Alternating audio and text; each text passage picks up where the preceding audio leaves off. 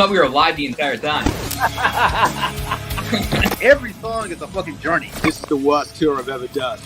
Anthony Crawford says Gene Simmons is crazy. Black Album was one of the greatest fucking records of all time. Dude, that dude is crazy. Rock and roll ain't dead. Metal was banned. What was the reason why it was banned? Politics and religion. Next record's 3-chord rock. Yeah, we're gonna do an AC/DC record. When we do the next record take, we need to interview the producer and just make sure that they're not going to invade the Capitol. I'm going to keep my opinions to myself. Thank you so much! This is why I get banned from tours. Nobody does anything to get anyone in trouble. Like, no alcohol is consumed on the bus. Just yoga and prayers.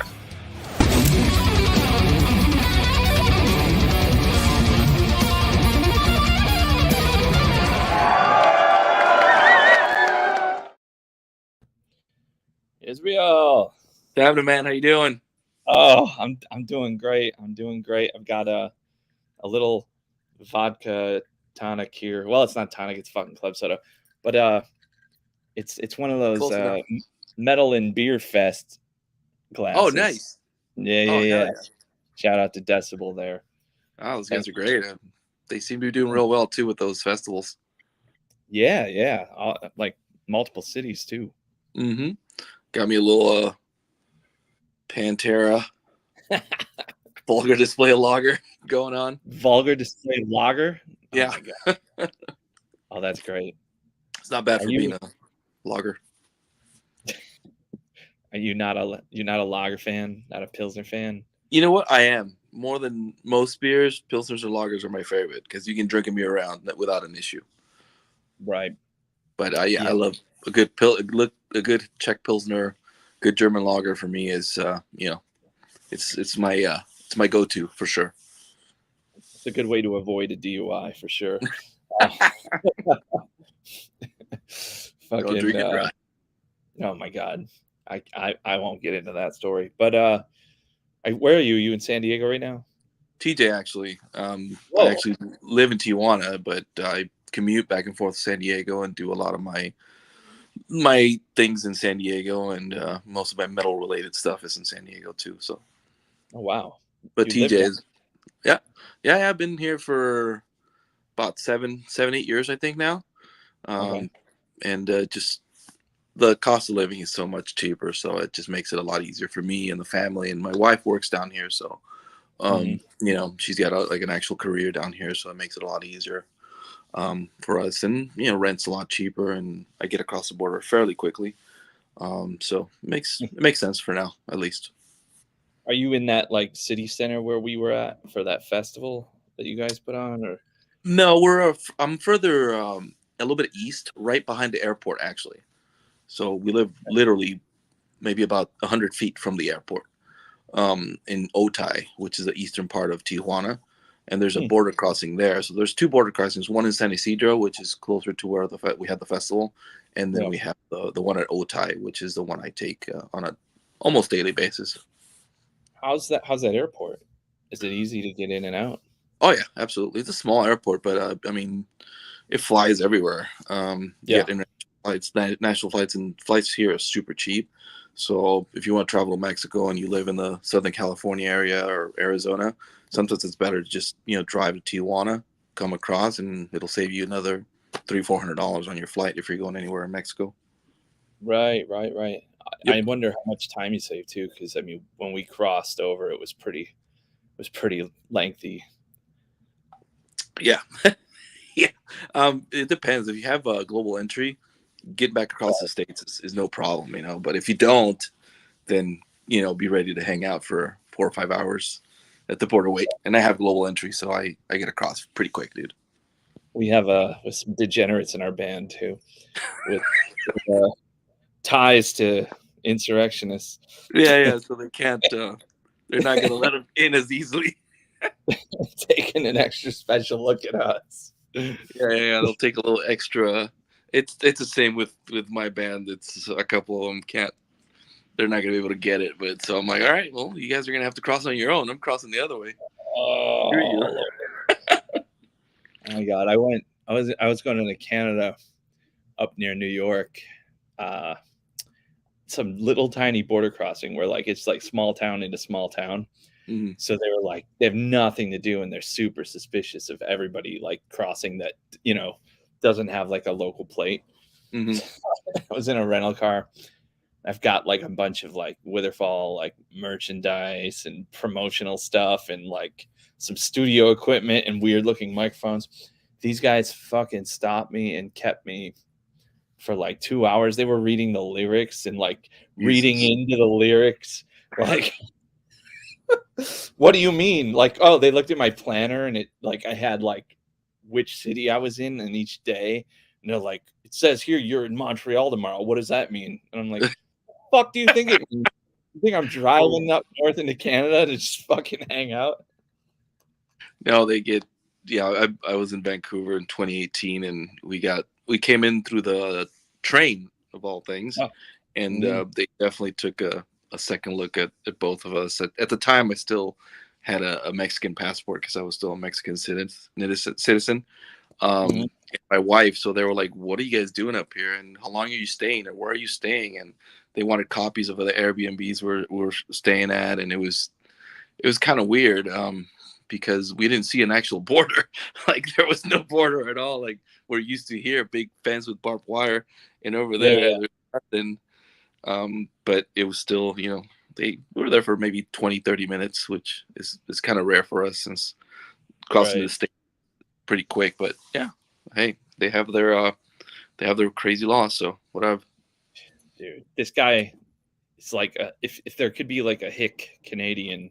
I don't know if there's a term for that, but he was like, it's like, I've never heard of this hotel. And I was literally showing him the hotel in the app. And I'm like, yeah, it's because you're from this shitty small town. Mr. Dryer. What's happening? What's going on, man? Israel, cheers. Cheers, brother. Holy hell. Oh, man. Nick, are you in an opium den back there? What's going on? I've been up for probably about 28 hours right now. I don't know what the hell's going on. So, we're in a good party. Oh my god, something like that. How you doing, Israel? I don't want to bombard the conversation. No, man. Hey, curing a little bit of a hangover, and you know what better way to do it than with more alcohol? So. Oh yes, hair and dog. What's your favorite? What's the best way to cure a hangover for you? Mine's always very spicy pickles. Really? No, I'm more a traditionalist. Just more beer, pretty much. That's about it, man. I get That's something. Actually, yeah. I fucking kid myself on trying to do spicy pickles, but at the end of the day, it just ends up coming down into just the hair of the dog that bit me. Right, straight up, man. That's the way you got to do it. There's no better way, at least for me. Get something greasy in my stomach early in the morning, and then. Okay. So what's the something greasy in your stomach though? You gotta have, especially if you're in San Diego, California burrito, lots of hot sauce, and go to town on that thing, and they'll sop up most of the alcohol from the night before, and then once you start getting that headache, pound a couple beers, and that's when the booze. It's not even the headache that's really. It's the anxiety that comes with it. Wow. The fucking goddamn and you know what's sad about it too? It's not even the headache. It's the fuck. What is it? It's the love for alcohol that has to come back. That's the worst fucking part of it. Your body starts going, what the hell happened? Why haven't you kept drinking the last few hours? Yeah, why are my brain chemicals so fucked up? I need more of it, Oh yeah. I had a bunch of dark beers yesterday when I was barbecuing, and today I just woke up with a mean headache and had some leftover carne asada today, and going on my third, fourth beer because I woke up kind of late. So, feeling better now. Feeling way better. So, cheers. Well, that's cool, man. San Diego burrito sounds good, dude. Actually, fuck. What the hell did I do? I was just at there's a spot, man. I mean, people are gonna fucking shun me for it, but it's El Coyote in Los Angeles. It's like an old school fucking spot, man. Old school Mexican spot. Dude, it's fucking cool as shit. It reminds me of like Oh man, like the kibitz room, you Is know? that the place with the trannies? What? Is that the place with the trannies? I'm sure. Yeah. Yeah, I mean, yeah. They everywhere. have ostrich tacos.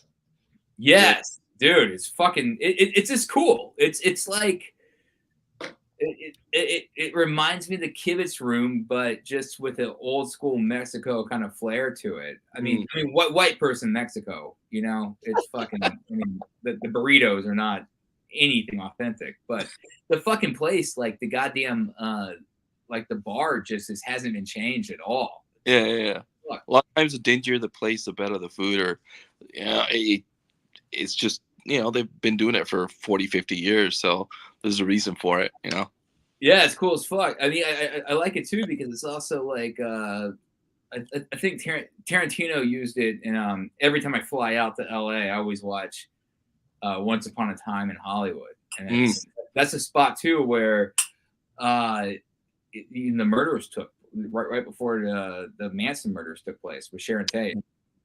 They dined there, so I was like, oh shit, I need to go to it. Fucking good time, man. Cool spot. Anyways, the wet burritos remind me of that because I usually don't eat that stuff, and it's full of rice and everything. So I'm like, yeah, good hangover food, So it gets you back. Lengua tacos with habanero salsa is my fucking thing. Well, that's more authentic right there. Yeah. Not fucking done. Go with the lengua or the head tacos for sure. You gotta go with some more. Yeah. So your thing too is also the heat that gets rid of the hangover. I think that's also a big thing. Feet? Heat. Yeah. Spiciness. Spiciness. Yeah. That helps. Yeah, that Thai food. What's that Thai place, Jake? Jitlada. I was about to say that my favorite hangover cure ever is a nice big bottle of cheap wine and super spicy curry from Jitlada, authentic curry, mixed with a little bit of like raw crab, like salad, and then some very spicy lard.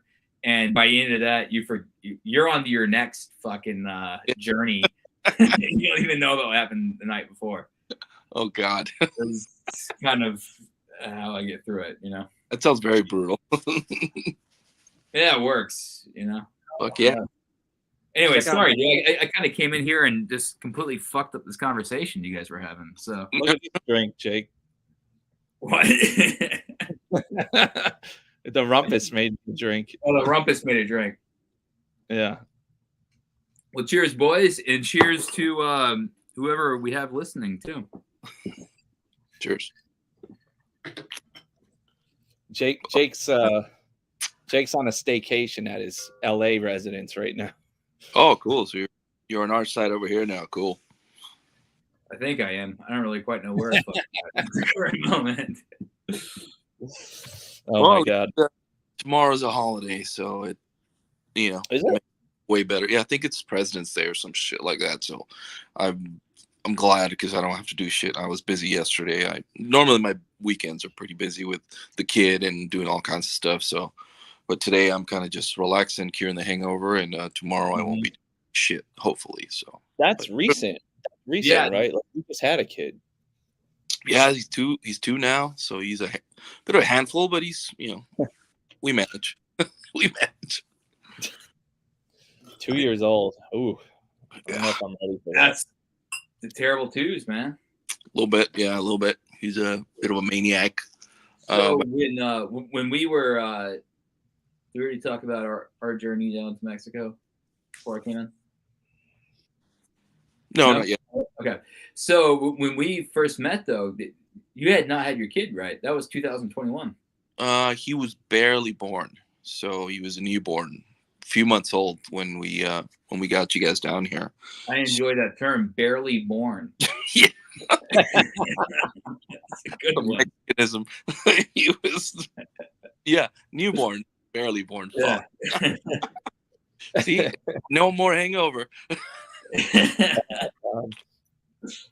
So he's only a few months old back then, and so coupled that with the fact of the festival, plus we had the Metal Swap Meet coming up. It was a hell of a fucking year for sure. Yeah. Didn't I meet him at the last swap meet? Yep. Yeah. There, he was running around. Running around. He's been to 2 metal swap meets now. He was at the Dragon Rojo last year too. So we're getting him used to it. You know, we're taking him to Europe this summer too, see if we can get him into whacking too. So, Oh wow. You know, we got to get him used to the life because that's what we've, that's what we do. So a lot of people say a lot of people say that, once you have a kid, your life changes for sure. But I mean, there's a certain part of it that you do have to get them used to the way you live too. Because you can't just not do every single thing that you did before, especially with metal, man. It's not, it really isn't a choice for us, for my wife or myself. Metal is a huge part of what we do, part of our lives. So we got to get him into it, even if it's just get him to be there. Can't. He's got to be part of it or get used to it because it's part of what we do. Mm-hmm. Yeah. You know what? That makes me. I was just ran into here from an Uber from a bar with our good buddy Milton that Joseph knows.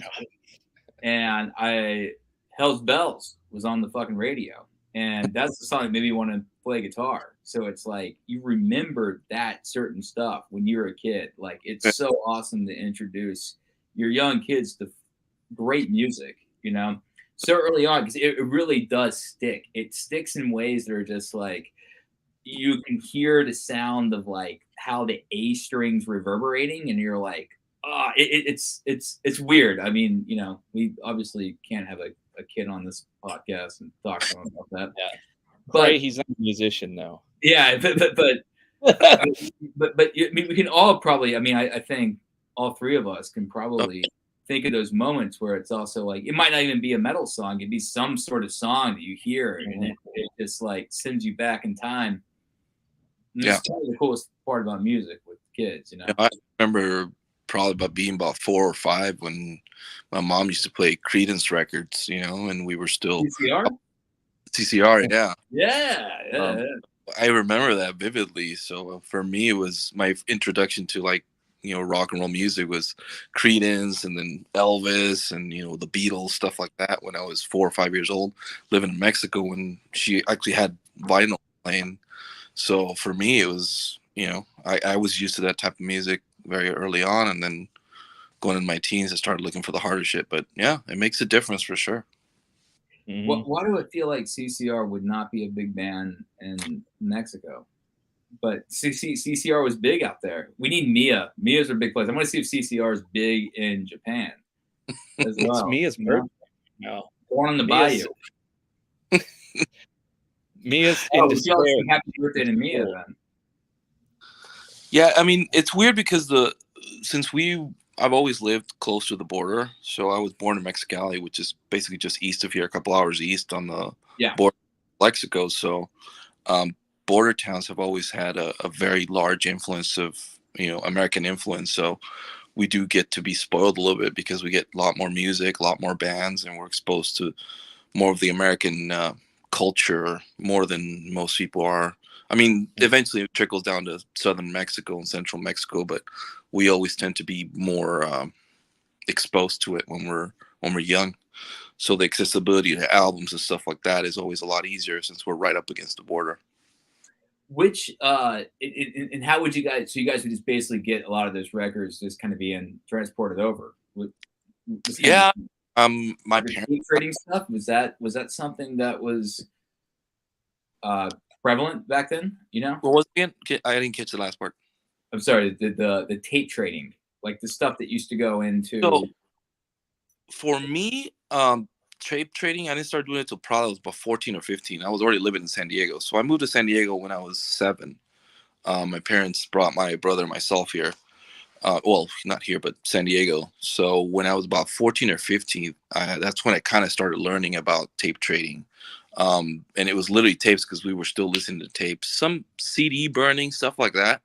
I used to correspond with people from the Midwest too. So I used to get a lot of thrash metal stuff from them, like Sodom, Creed, Overkill, stuff like that. And at that time, I didn't really have. I mean, we didn't have money to buy our own records really, and my parents were very poor, so we didn't have money to buy albums. So sometimes just getting a tape recorded from your buddy from some punk band you never heard of, like the Exploited or GBH, stuff like that. Yeah. I'd get a buddy of mine recorded on burnt on a CD or recorded on a tape that originally had like some other music on it, and you'd put the little piece of tape along the two sides, and then you can reuse it again and record shit. So kind of how that was my tape. About that. Oh my god. Yeah. So did you have were you doing the pen pal thing and like Metal Edge and Metal Maniacs? Never got into that because I didn't really discover those magazines till late in life. But I was I didn't do much of the tape trading, just other than that, just with friends and a couple of pen pals I had in the Midwest. Who did you discover from some of those bands? I mean, did you discover anything that was like, besides like bands that were already super prominent and popular at a time? Was there anything that you're like, this band's fucking killer, and then 5 years later, they became man? Bands like Savage Grace was one of those bands that I kind of discovered through I think a compilation somebody sent me on a CD, a burnt CD from the Midwest. A lot of the fucking old, like some of the crazy thrash bands from Brazil, like Volcano, Sarcophago, stuff like that. For me, it was like, whew, it was stuff that I knew Sepultura at the time, but nothing other than that from Brazil. So Volcano, Sarcophago, stuff like that kind of just blew my mind, that because I never knew there was music like that. I'm not familiar with those bands. Did they kind of sound like Sepultura in a way? Did they have the same kind of rule? Like I always thought the coolest part of like a band like Sepultura was a little bit of the tribal like rhythm aspect and stuff that they would add into it, which made it different. It's kind of like going to a 3 Michelin star restaurant in Peru or something like that versus like, it's like, it's going to incorporate different ingredients, and really make them well. Yeah, these bands were actually sounding more of like the initial Sepultura, which was like more revisions and Bestial Devastation, very raw, very primitive sounding kind of metal, a weird mix between thrash and black metal almost, with shitty production, but it was the type of music that I never really listened to prior to that, So it was cool. Yeah. So but it still had that primitive, like that kind of jungle metal. if that makes any sense, I don't want to offend anybody with that, but that's oh my god, how Sepultura kind of sounds in a way, Check it out. Look who says hello. Hell hath no Fernie show. That's where I got all my music, Jake, was Chris had like a library wall of fucking CDs, like all the original Cannibal Corpse, like when it was really like underground, like when they were still in fucking Buffalo, like all the E-Rake stuff, all that like crazy black metal like tapes, like that, like where they like would use like a photocopier to make the album covers. well, Chris would also, he from our previous conversation, maybe 3 or 4 podcasts ago, he was talking about how he was a big tape trader with the Norwegian black metal scene, like hardcore. It's kind of cool with the globe, how many different aspects you have. You have the Norwegian stuff, you have also the Brazilian, and it all has its own sound, which is so cool because it comes from like if you think about it even more, it's like comes from where you're from. There's music that you've just always kind of grown up with, whether it be traditional and like a traditional like Norwegian type stuff or traditional South American, and that's going to blend into your sound, and you hear that in these bands. Oh yeah, absolutely. And for me, it was I discovered a lot of that harsh, crazy shit first before I ever got into Sabbath or before I ever got into Dio or Judas Priest. I was mostly into the crazy, brutal shit, which was, very, very, very underground. And that was what moved me more and more into the extreme stuff, brutal grind and all kinds of shit. And then I eventually got into power metal. I got into, the classic stuff, but originally it was that, it was mostly the weird, you know, shittily recorded, you know, Dark Throne or you know, or the old Sepultura. Interesting. So you went from the really harsh. I mean, I don't even know how to really describe those type of vocals, but it's just it's harsh, you know.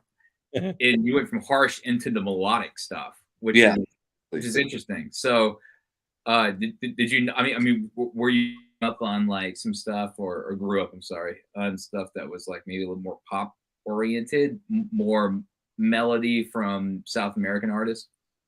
Well, yeah, and especially in Mexico, I mean, the pop music is everywhere, and it's something that you can't really get away from, because on the radio there's nothing but, you know, pop music or traditional, you know, Mexican music. So for me, it was the furthest I got away from, the better, you know. So it was the crazy shit I could listen to was like a whole affront to everything that I was getting, that I was receiving from, you know, the regular media when I was a kid. So it was and you know, when you're that age, you're 13, 14, 15, 16, you want to not be everything that everybody else around you is. You want to be something different. So for me, you know, I was, you know, listening to Disgorge or, you know, Suffocation and crazy shit like that before I even, you know, got into Sabbath or got into yeah, which is kind of like weird, because you usually get into the softer stuff first, classic shit first, and then you go into the crazy shit. But for me, it was a little backwards. So no, I think that's kind of cool, kind of interesting, because I mean, I totally get the rebellious side, you know, wanting to go and get the whole, you know, like very melodic, classical, melodic side, and then go into the harsh stuff, but going from it and it's skipping like, let's say like the Groundbreakers, you know, the Sabbath and all that stuff. I think that's pretty cool, you know. and I mean, I had that sort of privilege to now be able to enjoy it all, you know, listen to Blind Guardian, and then I can listen to you guys, and then I can go back to Suffocation or Morbid Angel, Altars of Madness, and not have a problem. So that, I think that also helps with whatever I do when it comes to events and stuff like that, that I don't just do black metal shows, or I don't just do death metal or melodic or whatever. It's, you know, whatever I listen to that I like, I that's the type of stuff I want to bring to when we do, you know, live stuff, or we do the metal swap meet or what have you. We want to have a little bit of everything, because dude, metal's everything, you know. It's not just one type. No, I thought that was really cool too at your festival. Besides when I mean, we go down as the worst performance that you're probably ever had in your life there. No, we appreciate you having us though for it, and you treated us fucking incredible. And you know, it took a lot of us not to just pull the plug on that, but you know, we didn't want to do that. That's for another day. Jake literally ran for the border afterwards. Yeah. But being at your festival, which we do very much appreciate, and again, we fought. There's only so much of a battle you can fight, you know. I was there. I saw it. Yeah. All I know is I heard the sound guy. I heard the sound guy, and then like I went and chugged like 5 beers, and when things started going wrong on stage, I started like fucking Axl Rosing, the fucking drummer that ghosted us. Yeah, it was great. That like took care of a song.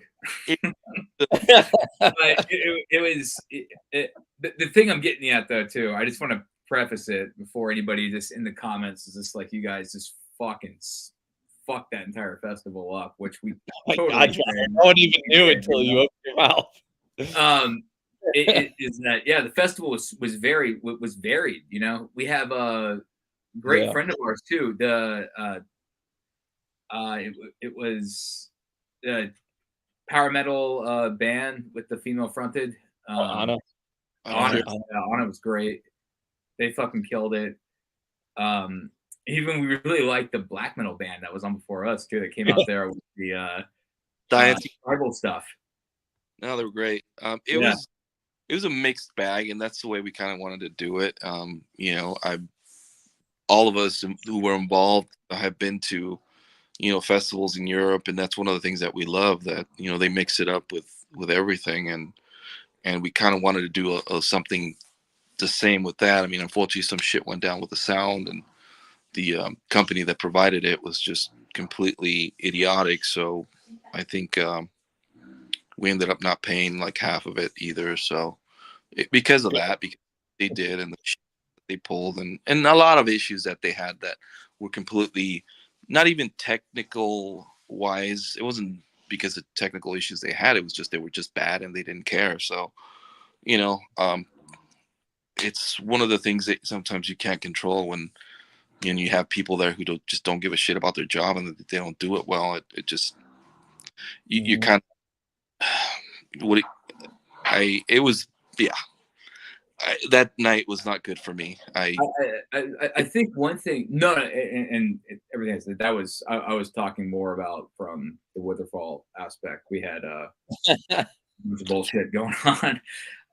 But one thing that I think would be kind of cool for some listeners is like people think that a lot of people think that when you have a festival, you book the festival just all comes out of nowhere, right? It's just like it's a festival. It's kind of like a mushroom. Woodstock, it's just kind of like an idea just comes up. There's so much bullshit that goes in to getting it to where it's at, and then afterwards, can you tell us a little bit about like what even happens with that? Because I think that's just kind of a cool thing that a lot of people do not understand is how much fucking work goes into getting this stuff, up so people can see everything. Yeah, I mean it's one of the things, at least in our case, it was basically just 4 dudes that are fans of metal and have some sort of trajectory and a little bit of a history doing events. I mean, at least from my side, I've been doing the Metal Swap Meet since 2009, and the guys I partnered up with have the Dragon Rojo bar down in Tijuana. So we decided to do, hey, let's try a metal festival in TJ. One of the things that really hasn't been tried before in that magnitude, Mm-hmm. So from finding the venue to renting hotel rooms, to buying flights, to transportation, to booking the bands, it's a huge task, even for bands that are traditionally underground. So it takes, first of all, it takes a lot of money. Unfortunately, we didn't think it through when we started, booking bands and looking for bands. It was just, and it was kind of like towards the end of the pandemic. So the prices for bands were does it all. Yeah, it was insanity, and technically it was still during pandemic, and we were the only metal festival internationally that went on in all of Latin America. So nothing happened south of the border. Nothing happened that year except for us.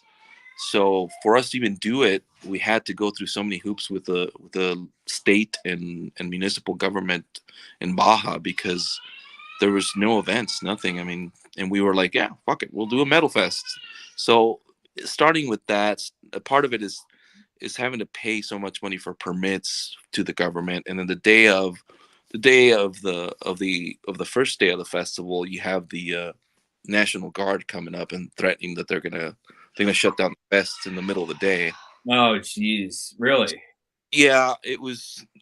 I'm telling you guys, you guys got to play by miracle that day, because that day we were gonna get shut down. So that probably would have saved us. Actually, yeah. Part of before our set went down, that would have been a fucking miracle. Yeah. So it was, everywhere we turned, we'd get squeezed for money by either the police, by the civil protection, which is the guys who give you permits, through the people, ambulance drivers. Everybody sticking their hand out. And this is not whacking. This is a fucking small festival in Tijuana. So just that alone, we had that against us. And then you have the problem with, hey, are people going to show up or not? So promotion. I mean, we were left and right going to local TV shows, going online, doing interviews, stuff like that. and spending money on promoting the thing. And then, the day of the fest, you just want everything to go right. And then you have, sound problems. You have, vendors that you have to tend with as well. So it's not just, setting up a stage, bringing the bands. It's basically every single little detail from, the guy who's going to be picking up the trash at the end of the day to the police that are going to be guarding the place. And then you have police coming in and snatching up kids that are smoking pot. And then you're having to go talk to the cops and, getting the kids released because you don't want them to go to jail. I mean, the kid's smoking a joint. So you deal with that too. And it's, it's the most difficult thing I think I've ever done in my life. I mean, Well, that's a big festival. Yeah, it was a big festival, and one. I mean, I played big festivals, and I know when to see a good one, and I was really impressed with how you guys had everything. I mean, from staying at the hotel was great. The transportation, a lot of that stuff too that I guess people don't also see is how bands are treated when it comes down to, the band lands. How are we going to get to the fucking hotel, that we got to stay at? And if the hotel is far away from the airport, all that kind of shit.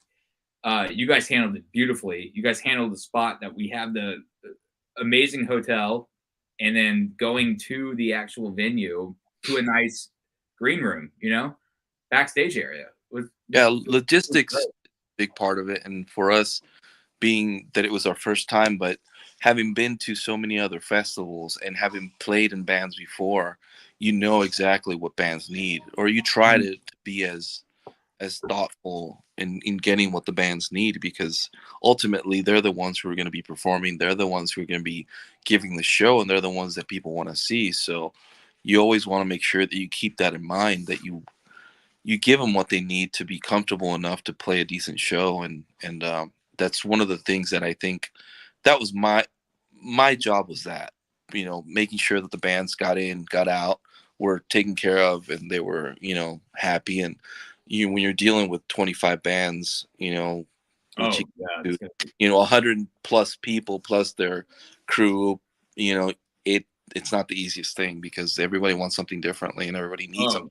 Well, absolutely. I just want to say that too, Israel, that we really appreciated everything you put into that, because that was mind blowing. On top of the other bullshit that we had to deal with our own personal stuff, it was like, oh my God, please let it not be a festival where it's like, here's a tent and a bottle of tequila, and good luck, And but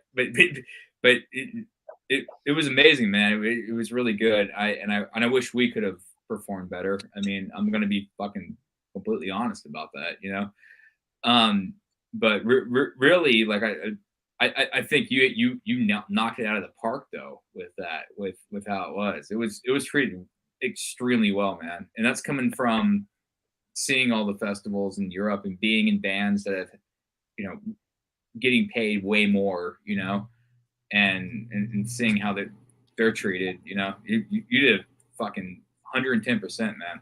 Great job. Thanks, man.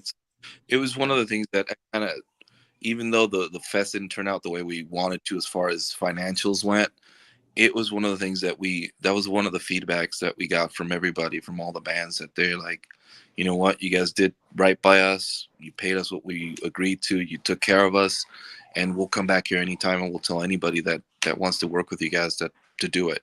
So for me, that was a point of pride, because without the bands having that trust in us that they did, there's no way we could do it. I mean, you have bands like Nervosa, who flew all of them flew all the way from Europe, and then you have Crisium, who flew all the way from Brazil, and those bands just don't do that on a whim. You gotta have guarantees in place, and you gotta have all your ducks in a row and treat them well, and get the shit that they need, and then afterwards to have them be grateful for it, and tell you to your face that thank you for what you did. It's for me, it was worth it. You know, fuck the fact that we lost our asses on it, but you know, for me, it was okay, cool, man. We can do this. We know how to do this, and you know, we'll try it again. Yeah, well, I mean, you guys totally did, and to lose, you know, I wonder about a lot of these festivals, you know, the huge ones, and the Bakken, the Hellfest, all that kind of stuff too. You know, it's so much money that's put into it on how they figure out the economics and get the bands comfortable with what they require. You know. So I think it's really cool that you were able to do that. I mean, that blew me away, to be honest. I mean, was comfort level. Yeah, I mean, perhaps it's also being an asshole and just being like, "Hey, I want to be taken care of." But I thought it was super awesome that you guys had that. I mean, sorry about so much, you know. M's, man. Sorry about the green M&M. Yeah. It's part of it, man, and for us, it was a treat for us to have you guys, and just to say we did it, you know, just to say that we did something that no one had ever tried before, and we got through it, and you know, we did it 3 times, and we tried, we did our best. Well, it's also funny to me, and you know, I've been on the back end of a lot of this shit for a lot of time. The festival was fucking packed, man. I mean, that was a fucking great show, man. I remember walking out and seeing, you know, you guys did LED billboards and all that kind of stuff. There were so many fans and all that kind of stuff there for it. Yeah. And but yeah, I mean, the back end numbers and all that kind of stuff. It gets complicated, right? Yeah, absolutely. Especially when we have no support from sponsors or the government or anything like that. It's basically coming out of our pocket. So. Yeah, you know, it was we lost, but I think it set a precedent for us to do something even bigger and better. And we tried it with the second year and the third year, and we finally decided to pull the plug because it was just the crowd's not there. You know, the people that went had a blast. They had nothing but good things to say. But you know, in except Tijuana, for the Witherfall performance. Yeah, they all complained. No. Nobody complained about that. It was just the issues with the sound were on stage, and yeah, I mean, my guys that we had as stage manager Miguel said, man, they fucked it up. They fucked it up bad. So you know, from us on the outside, you couldn't really tell something was going on, but from you guys being on stage, I could tell some shit was going on.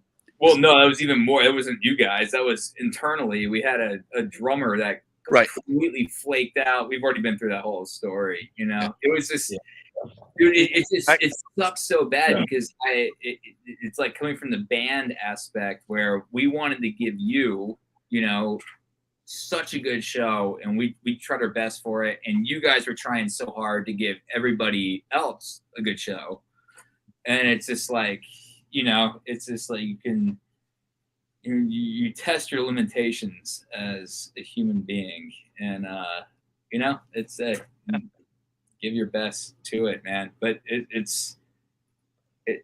was also the Witherfall aspect too, where it was like we were be honest, man. Our drummer, dude. Yeah. Come in last minute and do that. It takes balls to do that, and you know what? We appreciate that you guys tried it.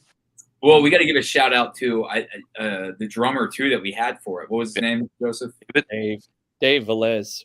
Dave Velez. He came in. I mean, dude, literally like 24 hours. Yeah. and try to do it, man. And it was there was no monitoring, so he's literally like listening to in-ears, but then like he can't hear the band because the monitor guy, like the sound guy, was not on point. So he didn't hear us, and I couldn't hear anything. But yeah, it was yeah. It was also just like, dude, we just couldn't. I think it was our first show after the whole pandemic aspect, and like in Israel, we're friends, and it's like we can't. We couldn't do this to you and just be like, oh, we gotta pull out, and instead we went out there not pulling out but pulled our pants down and said, fire at us. Hey man, we'll do it again right. I promise. We still owe you, so we'll do it. Well, We'll now do we it. have a full-time drummer, so Yeah, we have won't- full-time drummer now. Hey. Chris Sagonius. yeah, where is he? I sent him this link. He was supposed to join us. But well, it is real though. Yeah, that was just going back to that festival. I know we'll move on to other ones, but that was really, really awesome, man. How you set everybody up, like so pro, unbelievably pro, you know. And I especially liked it when I got a knock on my door for another bottle of cab after the show. And that was wonderful. Touch. I had fun at the Dragon Roja bar too. That was very. It was an adventure. Oh, you guys made it down there? Great. Yeah. Anna took us there, Badass. or at least she took me there, and Alex, and I took a piss in the communal urinal, and someone tried to accost me. Hey, welcome to Tijuana. Yeah, dude, it was just like one of those fucking movies, like with Rob Schneider with a fucking sombrero and a mustache. I was like, is this a joke? Why is this? Fantastic. Yeah. Yeah, a hell of a weekend, man. It was a hell of a weekend for sure. Yeah. But what's going on with Metal Swap Meet? It's coming along, man. We should have a date soon. It's gonna be October. We're doing it in October now because the weather is just perfect still here. So it's coming along. We're talking to a few people, a few more special guests.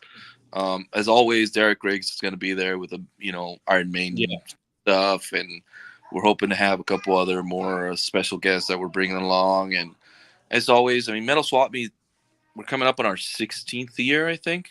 Holy shit! And so far, it's been great. Especially last year was probably one of our biggest years.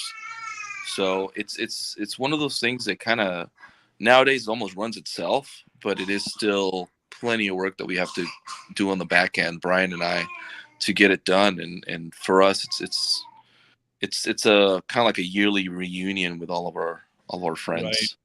It makes it makes it worth it, the work that we put into it, because as opposed to other stuff that I've done, this one always pulls through and always has a great turnout, and it's always everybody's happy, So for me, it's a little bit of a, after the last 3 years of the festival down here, Metal Swap Meet's always come in and kind of give me that renewed sense of shit, man.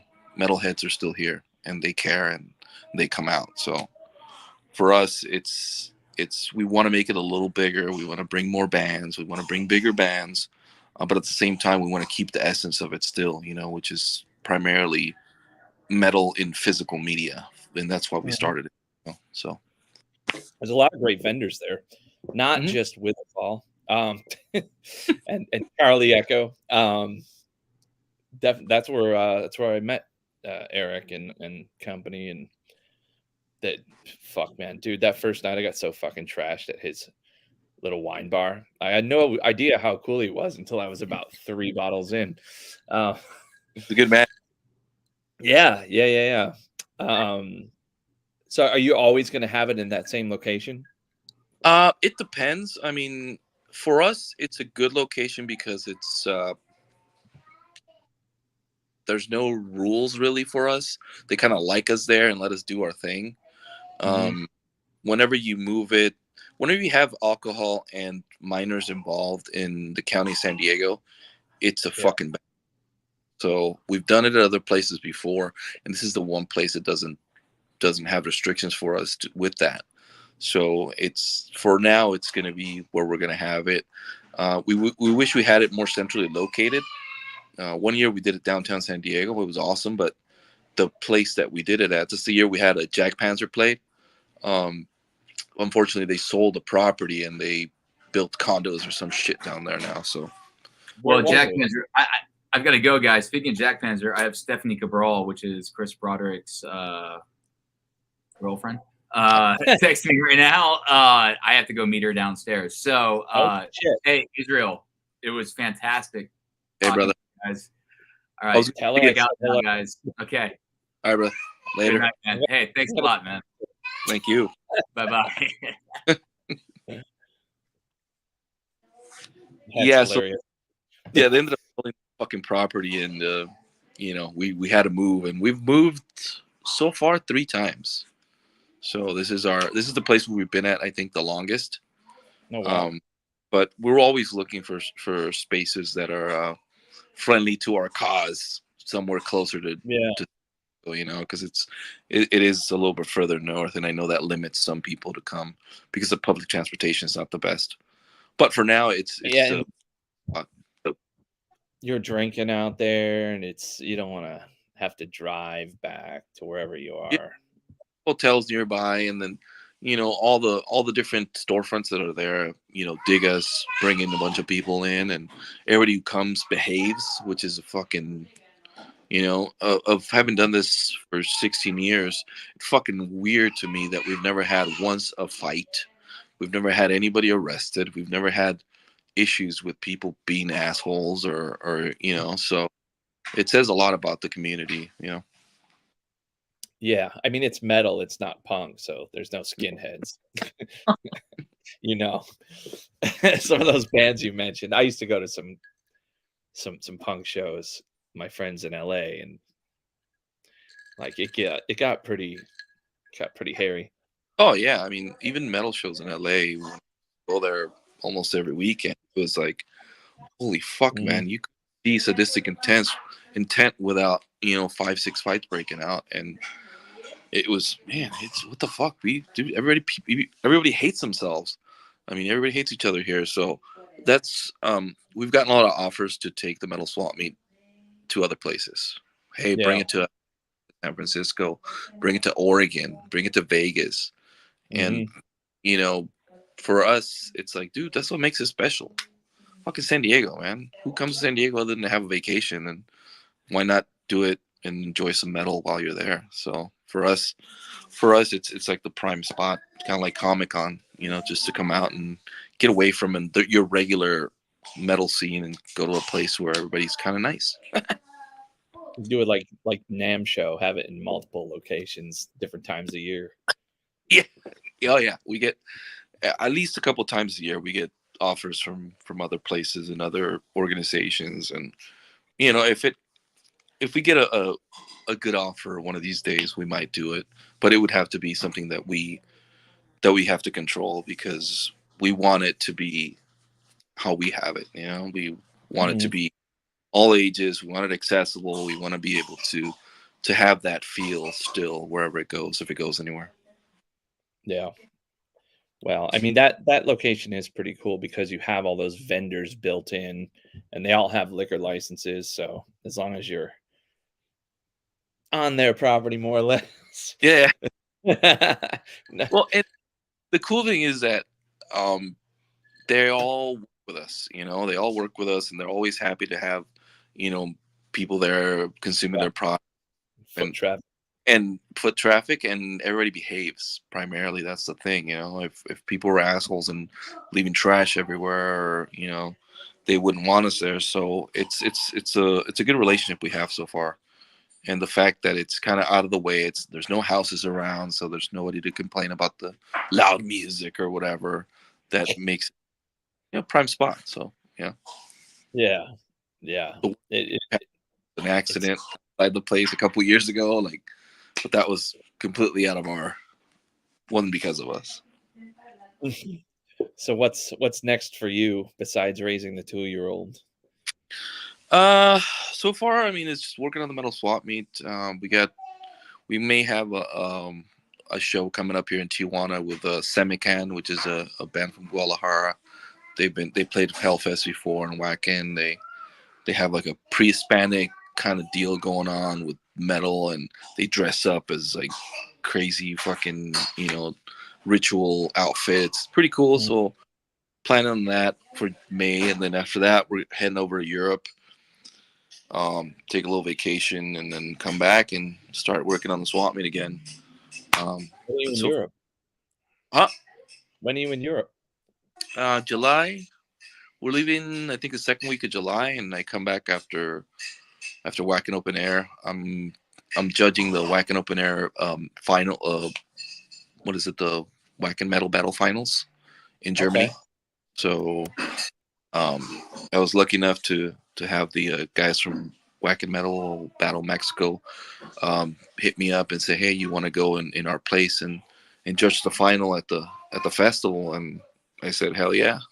So I'll be at the festival, which is pretty cool. So, it's a little, for me, it's a little pat and back from all the work I've done doing shit here and there. And it's going to be fun.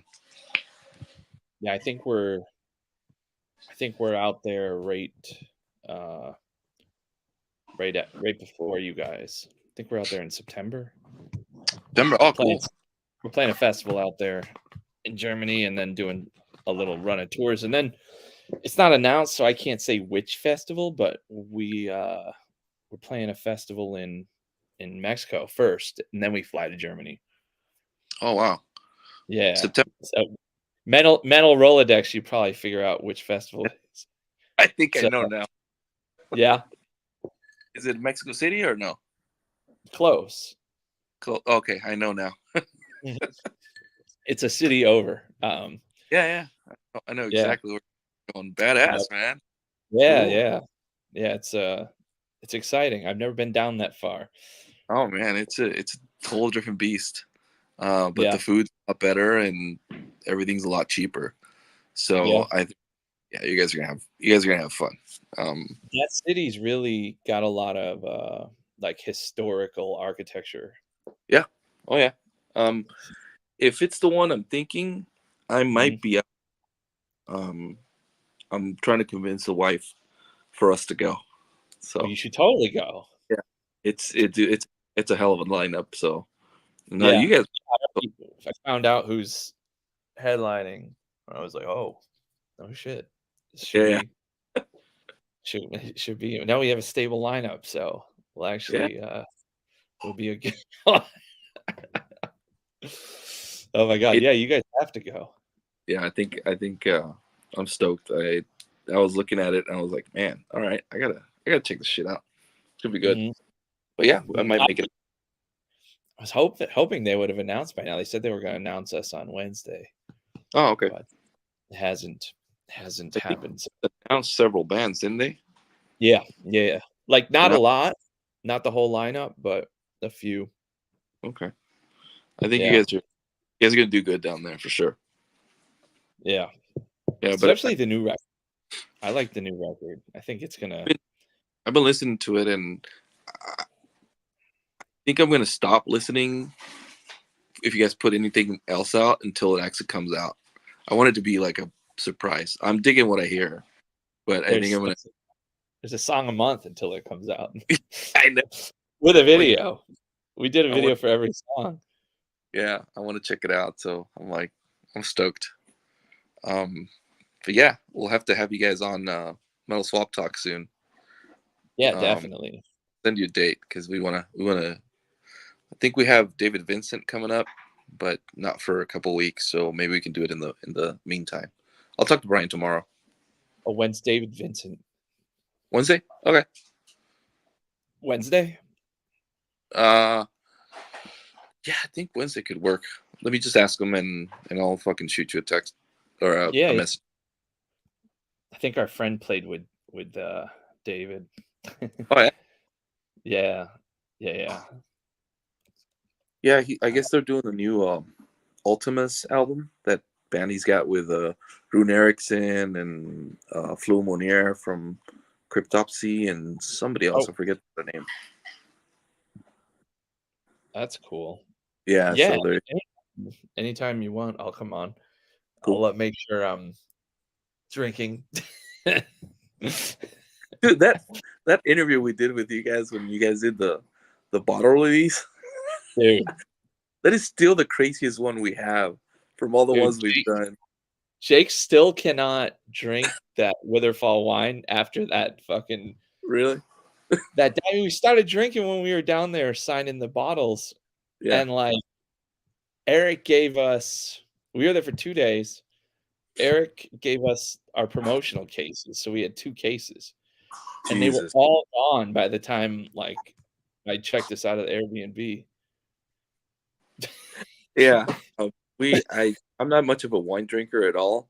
But Yeah. that day, crap, dude, Brian and I were fucking tossed. Dude.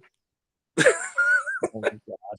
Marco's hilarious when he gets on a roll too. No, it's great. It was cool to see him.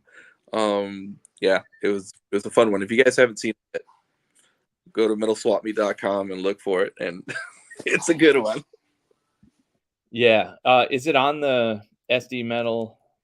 Yeah. .org, or is it on a different? Yeah, it's on our YouTube page. It's just Metal Swap Talk, or if you just go to metalswapme.com or sdmetal.org, you'll see it there. Look in some of the art shows. Just punch in Witherfall, and it'll pop up there. Let me see. Let me just grab it. I'll put it up on. You'll find out link. more, way more than you ever wanted to know about Witherfall. We were a little drunk. Yeah, it was good. Just a little. Let me find this fucking thing. Here it is. Found it. All right, cool. Yeah, I'll post it in the comments. But yeah, I definitely can't wait for the new album, man. You guys are, especially for this year, it's one of the releases I'm looking forward to for sure. Dude, we started recording the record on January 1st. Zeus and Jake flew to LA like New Year's Day, and then we went in the studio with Marco to do the drums, and we didn't stop until the final video shoot, which was in July. So it was like 7 months of like straight production. Yeah. Jesus. In 5 different fucking states. I don't know how you guys do it, but you know what? It makes the music better. That suffering, I think, makes the music better. Having a damaged liver makes the music better. That too. Oh my God. Well, listen, man, I'm going to see if anyone has any more questions for Israel, the Metal Swap Meet. Maybe, who knows? Maybe you'll get dragged into doing another festival in Mexico. Someday. Or Portland. Hey, yeah, there you go. Hey, we're way all, less regulations. metalheads are known to be, masochists. So you never say never. For now I'm very doing Metal Swap Meet, and that one's our best. That one's always going to be there because it's a badass fucking day, and for us, it's always cool to see so many people there just smiling and being drunk and buying albums and T-shirts and hanging out, and it's our little give back to the community. Yeah, it's a great time, and I always, I'm like, fuck, am I able to go this year? I don't know, and I always end up dragging myself down there with all of our vinyl. Yeah, man. Always. Oh, for fuck's sake! This is the only question you got. What hair product? Dude, I'm not even wearing any hair products. My hair is just this shiny, even after all the decades I've been alive. Yeah. Rub some wine on it. That works. That helps. I think it's the lighting. Cool. Let's see here.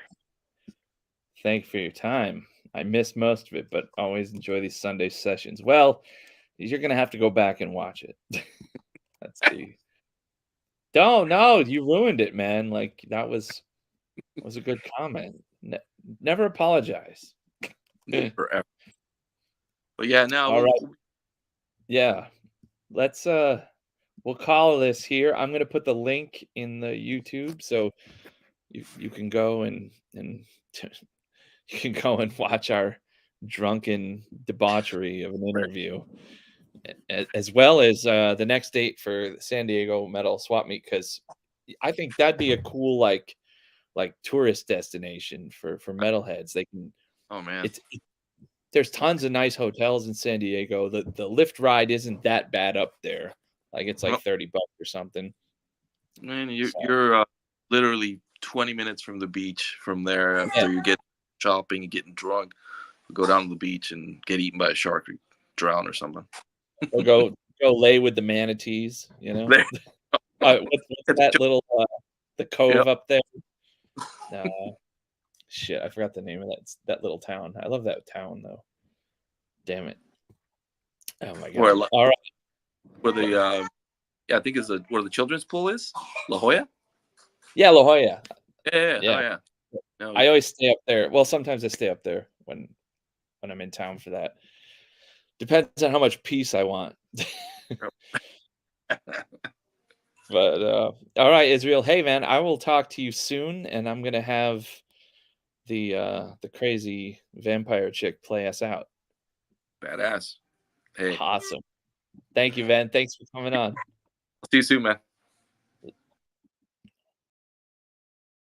Sometimes the world no longer needs a hero. Sometimes what it needs is a monster.